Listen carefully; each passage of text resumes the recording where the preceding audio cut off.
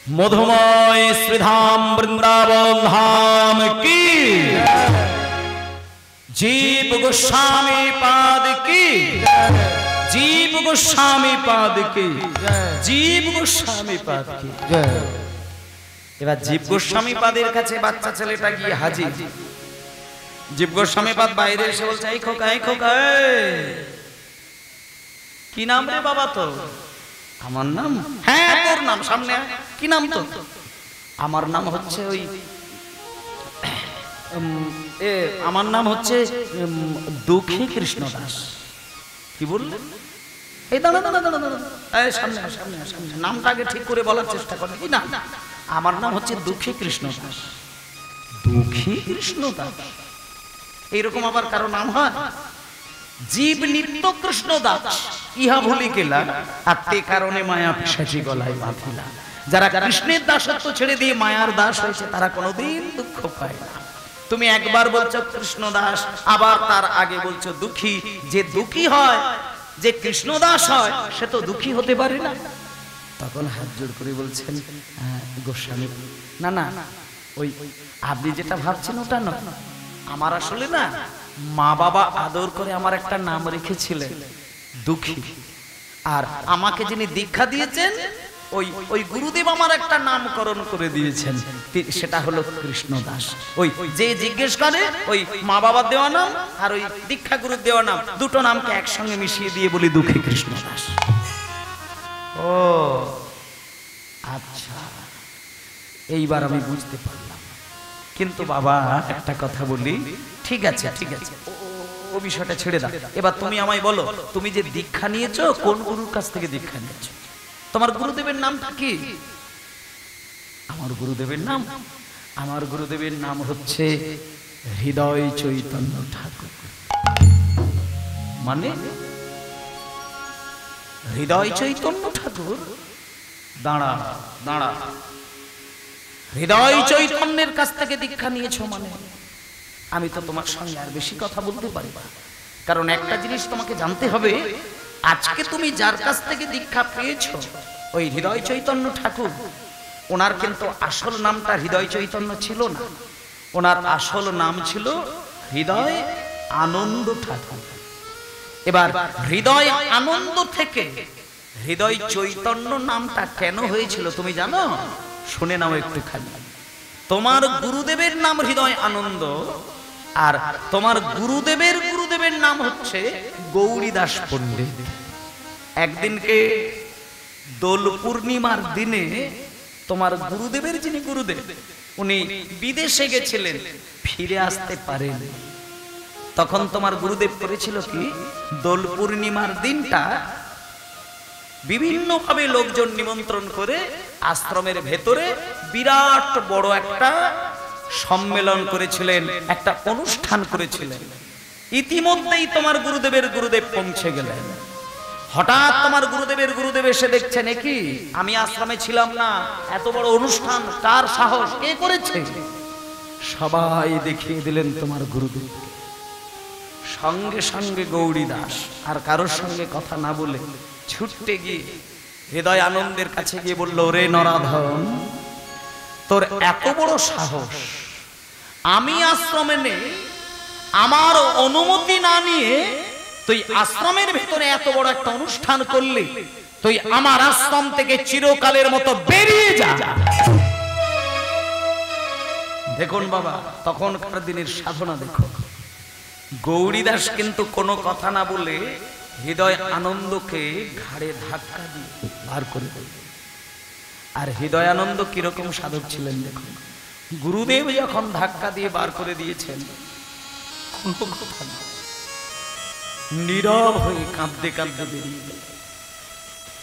আশ্রম থেকে বেরিয়ে গিয়ে গঙ্গার ধারে গিয়ে জয় গুরুদেব, জয় গুরুদেব, জয় গুরুদেব বলে বলে পাগলের মতো কাঁদছে। আর গৌরীদাস শিষ্যকে বাইরে বার করে দিয়ে মন্দিরের ভেতরে গিয়ে যখন মন্দিরের দরজাটা খুললেন, যে বেদির উপরে নিতাই গৌর থাকে সেই নিতাই গৌর উধাও। গৌরীদাস মনে মনে চিন্তা করলেন, ওটাও বুঝি বেটার হৃদয়ের কাজ। আমার নিতাই গৌরকে কোথাও লুকিয়ে রেখে দিয়ে গেছে। আমি ছেড়ে দেব না, আমি একটা বেতের লাঠি নিয়ে ওকে বেত্রাঘাত করব। এই বলে গৌরীদাস যখনই ছুটে গিয়ে গঙ্গার ধারে গিয়ে হৃদয় আনন্দকে মারার জন্য বেতের লাঠি তুললেন, অমনি দেখতে পেল কি হৃদয় আনন্দের বুকের মাঝে দেখে নিতাই গৌর নাচিতেছে, নাচিতেছে নিতাই গৌর, নাচিতেছে নিতাই গৌর, নাচিতেছে হৃদয় আনন্দের বুকের মাঝে নিতাই গৌর নাচিতেছে, নিতাই গৌর নাচিতেছে, হৃদয় আনন্দের বুকের মাঝে নিতাই গৌর নাচিতেছে, হৃদয় আনন্দের বুকের মাঝে তারে কি আর মারতে পারে, তারে কি আর মারতে পারে, তারে কি আর মারতে পারে, তারে কি আর মারতে পারে, নিতাই গৌর নাচিতেছে, নিতাই গৌর নাচিতেছে।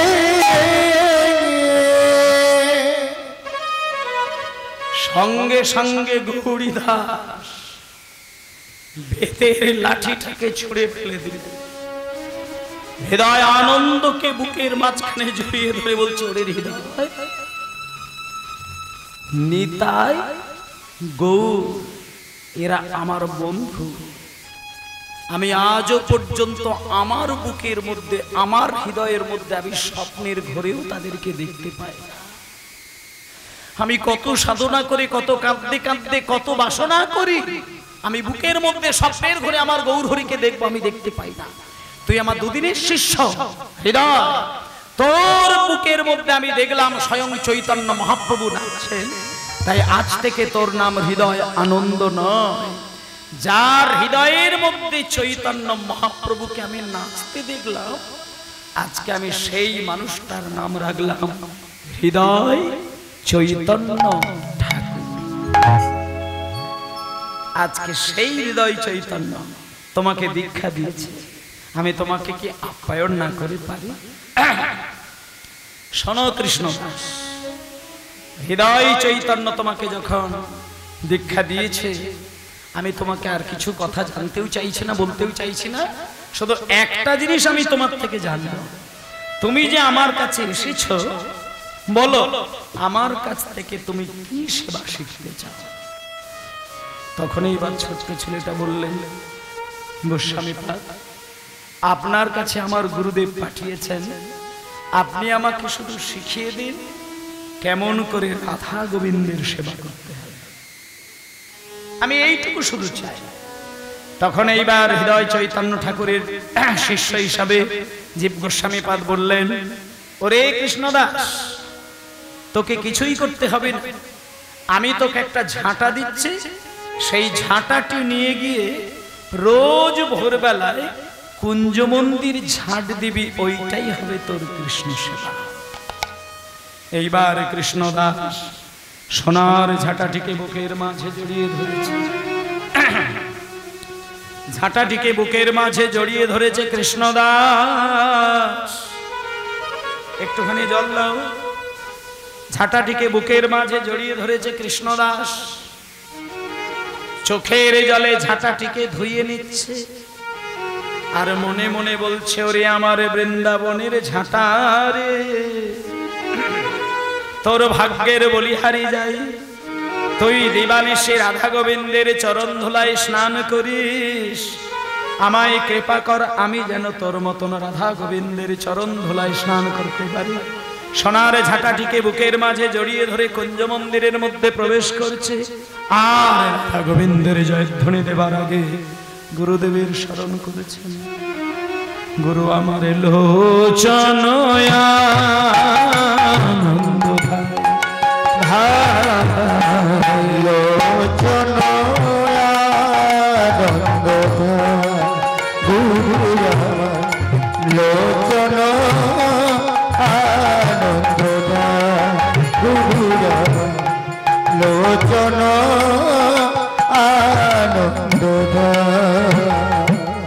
গুরু আমার অযাচিত মন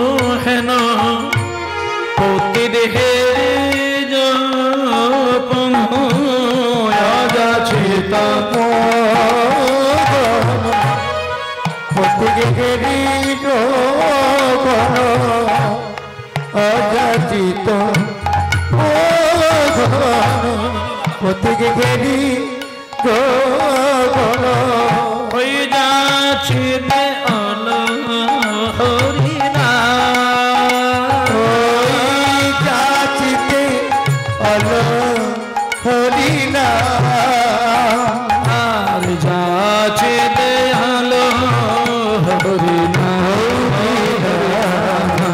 যাচিতে অল হরিনা হরিনা যাচিতে অল হরিনা। আচ্ছা দাঁড়াও দাঁড়াও মায়েরা, আজকে এই গ্রামটির নাম কি নাম? আচ্ছা যাই হোক, আচ্ছা যেখানে হয় হরি নাম সংকীর্তন সেই হয় মধুর বৃন্দাবন। তাহলে আজকে এই জায়গাটিকে বৃন্দাবন ভেবে আমি যখনই দেখবে নিচু হয়ে ঝাঁট দেব, মানে আপনাদেরকে আমি বারবার বলবো না, যখন দাঁড়িয়ে পড়বো ঠিক আছে কিছু করার দরকার নেই, কিন্তু নিচু হয়ে যখন ঝাঁট দেব তখন একটুখানি কষ্ট করে আপনারা উলুধ্বনি আর হরিধ্বনি ঢুকবেন। এবং ভোরবেলায় ছোট্ট ছেলে কৃষ্ণদাস ঝাঁট দিচ্ছে আর গান গাইছে। কেমন করে? জয় রাধা শ্যাম জয় জয় গিরিধারী হরি বল। জয় গিরিধারী জয় জয় জয় রাধি জয় রাধি জয় রাধি জয় রাধি কৃপাময়ী জয় জয় রাধা শ্যাম জয় জয় গিরিধারী জয় রাধা শ্যাম জয় জয় গিরিধারী জয় রাধা শ্যাম জয় জয় গিরিধারী। নিতাই গৌর প্রমানন্দে হরি বল হরি বল হরি বল। আজকে ছোট্ট ছেলে কৃষ্ণদাস ঝাঁট দিচ্ছে এবং গান গাইছে। হঠাৎ দেখতে পেল কুঞ্জ মন্দিরের এক কোণে একটা সোনা দিয়ে হিরে দিয়ে বাঁধানো একটা নূপুর উপরে রয়েছে, যে নূপুরের আলোয় সারা মন্দির একেবারে ঝলমল ঝলমল ঝলমল করছে। ছেলেটা ভাবছে এটা কার নূপুর? যারই নূপুর হোক সে আমার কাছে এসে প্রমাণ দেবে, তারপরে নূপুর নিয়ে যাবে। এই বলে ছেলেটা সেই নূপুরটাকে আলতো করে কুড়িয়ে নিয়ে আঁচলের মধ্যে লুকিয়ে রেখে দিয়েছে, আবার আপন মনে ঝাঁট দিচ্ছে, আবার গান গাইছে। জয় রাধা শ্যাম জয় জয় গিরিধারী জয় রাধা শ্যাম জয় জয় গিরিধারী জয় রাধা শ্যাম জয় জয় গিরিধারী জয় রাধে জয় রাধে জয় রাধে জয় রাধে জয় রাধে জয় রাধে আর প্রেমময় জয় রাধে জয় রাধা শ্যাম জয় জয় গিরিধারী জয় রাধা শ্যাম জয় জয় গিরিধারী।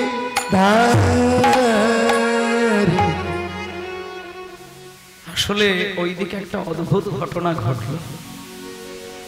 নূপুরটি আসলে কারোর নয়, রাধারানী গোবিন্দের সঙ্গে নাচতে নাচতে কখন যে বাম চরণের নূপুরটি খুলে গেছে রাধারানী খেয়াল করতে পারে। বাড়িতে গিয়ে একটা পায়ে নূপুর খুলে আলমারিতে রেখেছে, আর একটা পায়ে নূপুর খুলতে গেলেন নূপুর খুঁজে পেলেন না। ললিতাকে ডাকাডাকি করলো, ললিতাকে ডেকে বলছে, এই ললিতা আমি একটা পায়ে নুপুর খুঁজে পাচ্ছি না, কোথায় হারিয়েছে একটু দেখ না। সঙ্গে সঙ্গে ললিতা ছুটে গিয়ে দেখলেন যে একটা ছোট্ট বাচ্চা ছেলে কৃষ্ণদাস ঝাঁট দিচ্ছে আর গান গাইছে।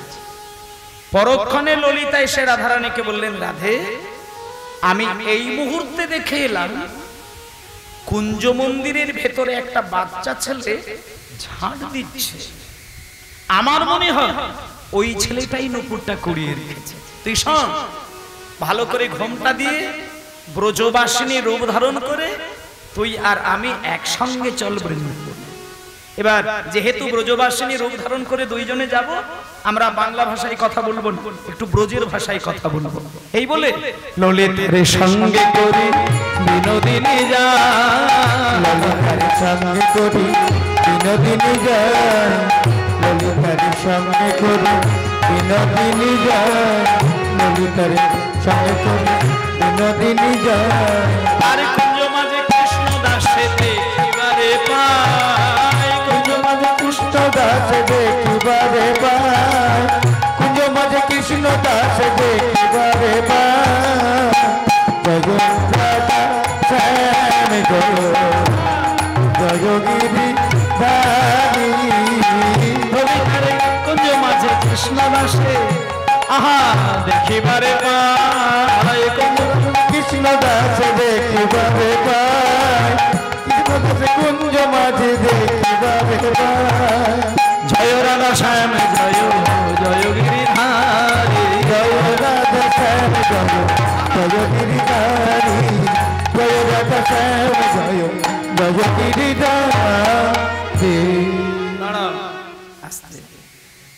রাধারানী আজকে কুঞ্জ মন্দিরের কাছে গিয়ে বলছে, দাঁড়াও, মানে যেহেতু ব্রজবাসিনী রূপ ধারণ করেছে, সুন্দর করে ঘোমটা টমটা দিয়েছে, শাড়ি টাড়ি পরেছে, কেউ তো চিনতেই পারছে না যে আমার শ্রীমতী রাধারানী যাচ্ছে। কুঞ্জ মন্দিরের কাছে গিয়ে বলছে, বাবাজি আপকো এক নুপুর মিলা হে ক্যা?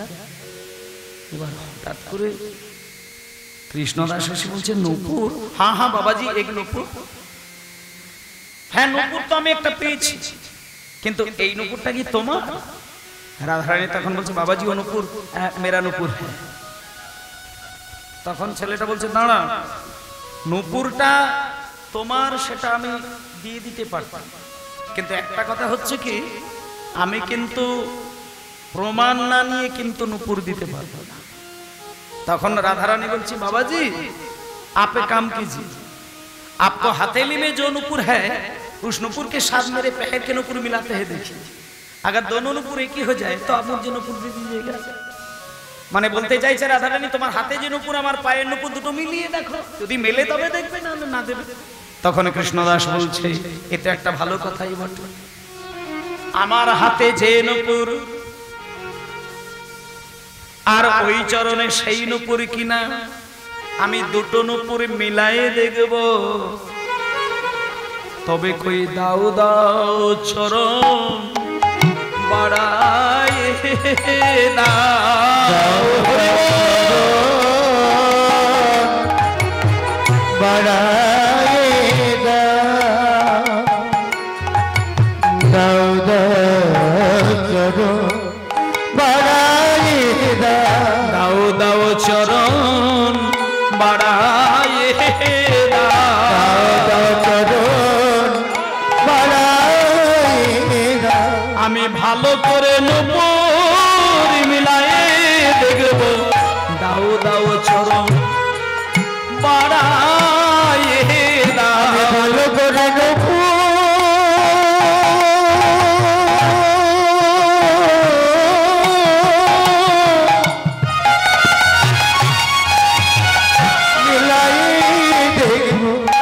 দাও দাও চরণ বাড়াই দাও। আমি ভালো করে নুপুর মিলায়ে দেখবো, যার নুপুর তার চরণ কেমন, দেখবো নুপুর এমন তার চরণ কেমন, ভালো করে নুপুর মিলাই দেখবো, দাও দাও চরণ বাড়াই দাও। এই ললিতা, এই ললিতা, এই ললিতা,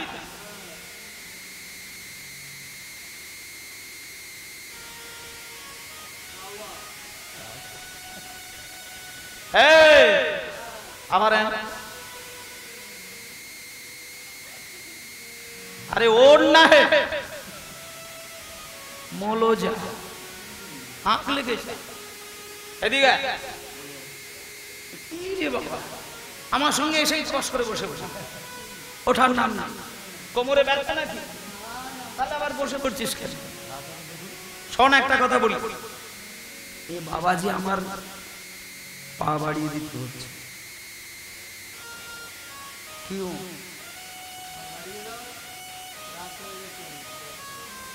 এখন যখনই বলেছে পা বাড়িয়ে দিতে বলছে তখন ললিতা বলছে রাধে তুই তো কথার মধ্যে মানে মানে পট করে জড়িয়ে গেলি মানে আমি ভাবতে পারি না যে তুই দুম করে বলে দিবি নুপুর মিলিয়ে দে মানে ললিতা কোন দিকে গেছে দেখো ললিতা বলছে শোন রাধে নুপুর মেলাতে গেলে দুটো নুপুরকে পাশাপাশি না রাখলে কিন্তু মেলানো যাবে না আর তার হাতে নুপুর তোর পায়ে নুপুর মেলাতে গেলে কিন্তু নুপুর দুটোকে গায়ে গায়ে রাখতে হবে আর আমি যেটা বুঝি পা থেকে নুপুর খুলে তার হাতে দেওয়া আবার তোর পায়ে পড়া এই খোলা পড়ার মধ্যে অনেক ঝামেলা রয়েছে তার থেকে বরং তুই পাটাকে ওর মুখের সামনে বাড়িয়ে দে হ্যাঁ তখন রাধারানী বলছে আমি পা বাড়িয়ে দেবো হ্যাঁ শিগগিরই দে নুপুর মিলে গেলে তো দিয়ে দেবে বলেছে তখন এবার রাধারানী বলছে ঠিক আছে তাহলে বাড়িয়ে দিচ্ছি রাধারানী বলছে বাবাজি দেখিয়ে দেখিয়ে দেখে পেহের কে নুপুর মিলাতে হয় দেখি এই বলে যখনই রাধারানী চরণকে হালকা করে বাড়িয়ে দিয়েছে তখন এইবার কৃষ্ণদাস এক এক করে নুপুর মিলিয়ে দিচ্ছে দেখছে এই নুপুরে যতগুলো হিরে ওই নুপুরেও ঠিক ততগুলোই হিরে এই নুপুরের যেমন নকশা ওই নুপুরেও একই নকশা এই নুপুরের যেমন উজ্জ্বলতা ওই নুপুরেও একই উজ্জ্বলতা এই নুপুরটি যত বড় করতে হবে না এই নুপুরটি যত বড় আর ওই নুপুরও ঠিক তত বড় এবারে এক এক করে যখন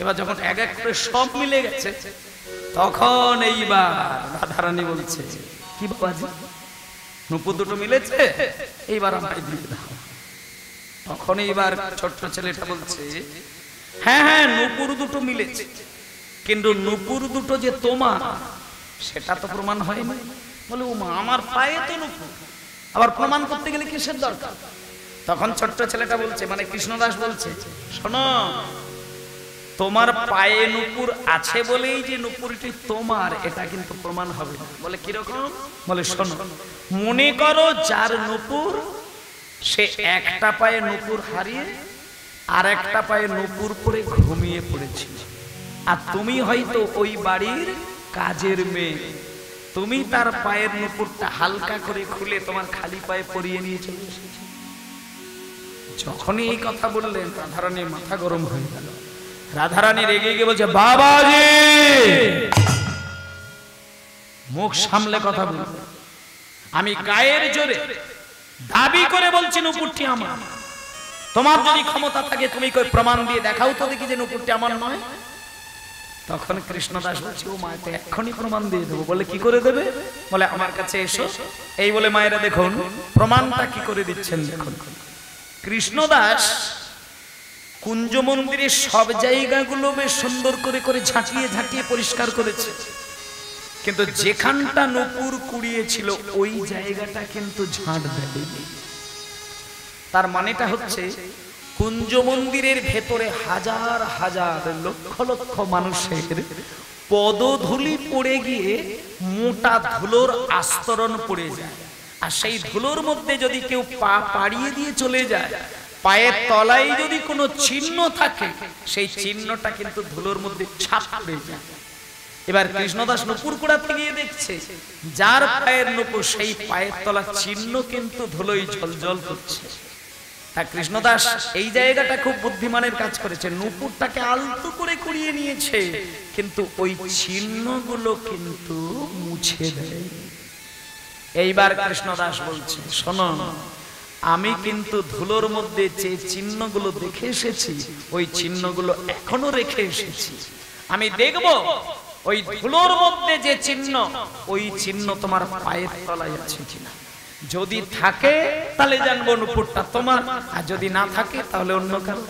তাহলে এইবার তোমার চরণ তল আমাকে দর্শন করো।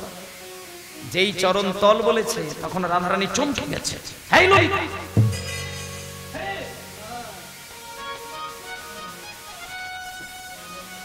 আরে আমার পায়ের তলা দেখবে বলছে। হ্যাঁ দেখিয়ে দেবো, কিন্তু নুপুর দেবে। আচ্ছা তাহলে তাহলে আমি পায়ের তলা দেখিয়ে দিই। এবার রাধারানী বলছে বাবাজি দেখিয়ে দেখিয়ে দেখে পেহেরকে নিশান দেখি। এই বলে যখন রাধারানী চরণ কাত করে পায়ের তলা দেখাতে গেছে, অমনি রাধারানীর ওই চরণ চিহ্ন ধুলোর সঙ্গে মিলিয়ে দিচ্ছে। এইবার একটুখানি সবাই হাত জোড় করে বসুন। মানে রাধারানীর দুই চরণের তলায় যে চিহ্নগুলো রয়েছে, আমি আপনাদের কাছে প্রথমে আমি সংস্কৃত শ্লোকে দুটো লাইন বলবো, তারপরে বাম চরণে কটা চিহ্ন এবং কি কি, আর ডান চরণে কটা চিহ্ন এবং কি কি আমি বাংলায় ব্যাখ্যা করব। তার আগে আমি শ্লোকটা বলে দিচ্ছি, একটু হাত জোড় করে আপনারা যে যার গুরুদেবের নামটা একটু স্মরণ করে নেবেন।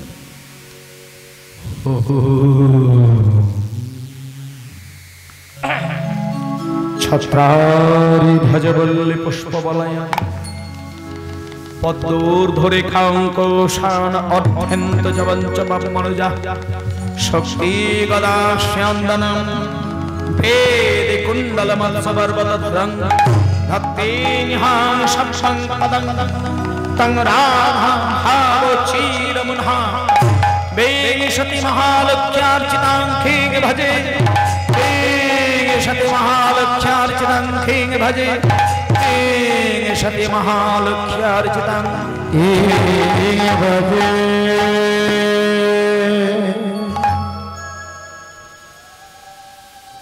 রাধারানীর বাম চরণে রয়েছে 11টি চিহ্ন, আর ডান চরণে রয়েছে 8টি চিহ্ন। বাম চরণের 11টি চিহ্ন কি কি একটু গাঁট গুনে গুনে আপনারা মিলিয়ে নেবেন।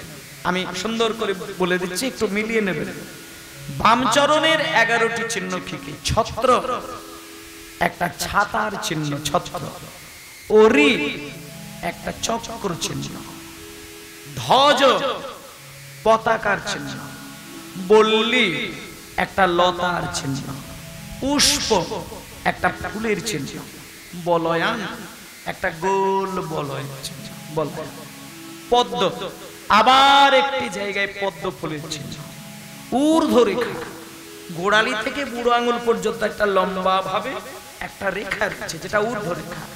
তারপরে অঙ্কুশ একটা হাতি তাড়ানোর লাঠির চিহ্ন, অর্ধেন্দু একটা আর্ধে চাঁদের চিহ্ন, এবং জবঞ্চ একটা ছোট্ট জবের চিহ্ন। এটা হচ্ছে রাধারানীর বাম পায়ের তলায়। আর ডান পায়ের তলায় 8টি চিহ্ন কি কি? শক্তি, ব্রহ্মার হাতে যে অস্ত্রটি থাকে তাকে বলা হচ্ছে শক্তি চিহ্ন। গদা, নারায়ণের হাতের যে গদা সেই গদার চিহ্ন। স্যন্দন, জগন্নাথের যে রথ সেই রথের চিহ্ন।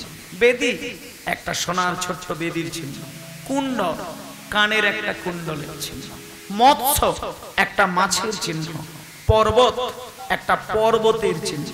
এবং দরং, ঝর্ণার চিহ্ন। এই রয়েছে 8টি ডান পায়ে। তাহলে বাম পায়ের তলায় 11টি মিলে গেল, ডান পায়ের তলায় 8টি, এটাও মিলে গেল। যখন উভয় চিহ্ন মিলে গেছে কৃষ্ণদাস বুঝতে পেরেছে এ তো রাধারানী ছাড়া অন্য কেউ নয়। চরণ যুগল জড়িয়ে ধরে বলে রাধে বার স্বরূপ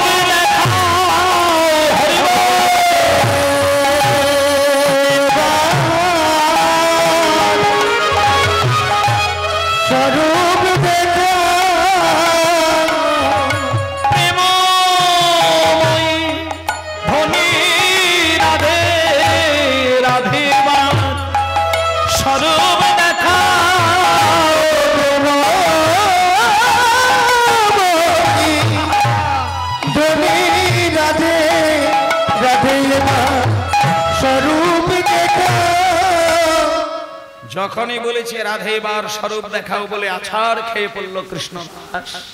রাধারানীকে আর স্বরূপ না দিয়ে কি থাকতে পারে? রাধারানী সঙ্গে সঙ্গে কৃষ্ণদাসকে বলছে, এই কৃষ্ণদাস, তুমি যে চামড়ার চোখে আমাকে দেখছো, ওই চোখে আমার স্বরূপ তুমি দেখতে পারবে না। আমি যে রূপে গোবিন্দের সঙ্গে লীলা করি, সেই রূপ দেখতে গেলে আমি তোমাকে দিব্য নয়ন দান করব, তবে তুমি আমায় দেখতে পারবে। তুমি চোখটা বন্ধ করো, তারপরে আবার তাকাও, তখন তুমি আমাকে দেখবে আমার সেই স্বরূপ। এইবার কৃষ্ণদাস যেই চোখটি বন্ধ করে আবার তাকিয়েছে, অমনি দেখতে পেল সেই আগের মেয়েটি আর নেই, যেন একটি সোনার প্রতিমা দাঁড়িয়ে রয়েছে। তার অঙ্গের জ্যোতিতে সারা কুঞ্জ মন্দির আলো হয়ে উঠেছে। আছাড় খেয়ে পড়ল রাধারানী চরণতলে। তপ্তকাঞ্চন গৌরাঙ্গিনী রামবল্লভেশ্বরী বিশ্বভান সুখে দেবী গঙ্গাধরী।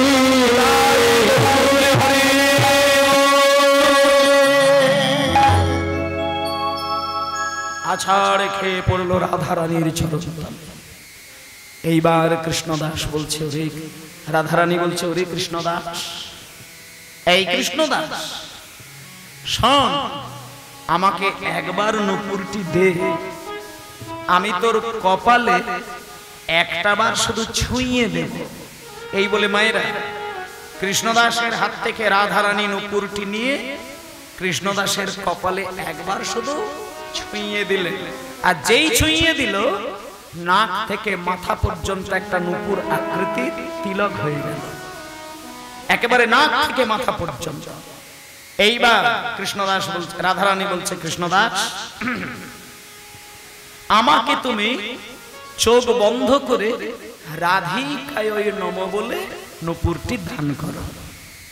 এইবার কৃষ্ণদাস যেই চোখটি বন্ধ করে রাধিকায় নম বলে দুইখানা নূপুর রাধারানীর হাতে তুলে দিতে গেল, পাশেই দাঁড়িয়েছিল ললিতা সখী।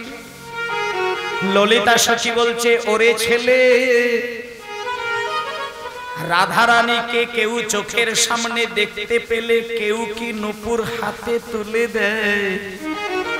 তাহার চরণে নূপুর পরায়ে দে না। হরি হরি নূপুর পরায়ে দে, আমি ওই চরণে বিখাইলাম বলে, চরণে নূপুর পরায়ে দে না। আমি ওই চরণে বিকাইলাম বলে, চরণে নূপুর পরায়ে দে না। কৃষ্ণদাস বলছে, ওগো ললিতা সখী, রাধারানীর দুই চরণে নূপুর পরাতে আমারও যে বড় বাসনা হয়, কিন্তু গুরু মুখে শুনেছিলাম রাধারানীর চরণে নূপুর পরাতে গেলে সোনার বেদির ওপরে নাকি রাধার চরণে রেখে নূপুর পরাতে হয়। কিন্তু এখন এই রাত্রি 12:30টার সময় আমি সোনার বেদি কোথায় পাবো? তখন ললিতা বলে, ওরে বোকা ছেলে, সব কথা কি শাস্ত্রে লেখা থাকে? সোনার বেদি তুই নাইবা পেলি, ওই চরণের হৃদয় মাঝে রেখে পরাই দে না।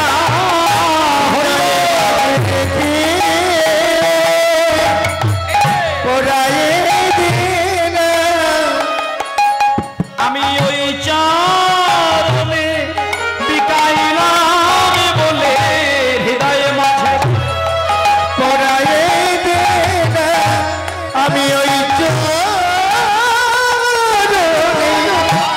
বিকাইলাম বলে, চরণে দেখি পরায়ে দে না। ভক্তমণ্ডলী মায়েরা, আজকে রাধারানীর দুই চরণ কৃষ্ণদাস ললিতার কথায় নিজের বক্ষ মাঝে, হৃদয় মাঝে দুটো চরণ বসিয়ে চোখের জলে যত্ন করে দুই চরণে নূপুর পরিয়ে দিলেন। যখনই দুই চরণে নূপুর পরানো হয়ে গেল, ললিতা সখী তখন কৃষ্ণদাসকে বলছে, এই কৃষ্ণদাস, তুই রাধারানীর চরণে নূপুর পরিয়ে শ্যামাকে আনন্দ দিলি, কারণ রাধারানীর আরেক নাম হলো শ্যামা, আর শ্যাম সুন্দরের মনে আনন্দ দিলি, তাই আজ থেকে আমি তোর একটা নামকরণ করে দিলাম। নূপুর পরাইয়া শ্যামে দিলাইয়াই আনন্দ, তাই আজ হইতে নাম তোমার হইল শ্যামানন্দ। আনন্দে হরিবোল হরিবোল হরিবোল। আজকে ললিতা সখী ওই ছোট্ট ছেলেটার নাম রাখলেন শ্যামানন্দ প্রভু।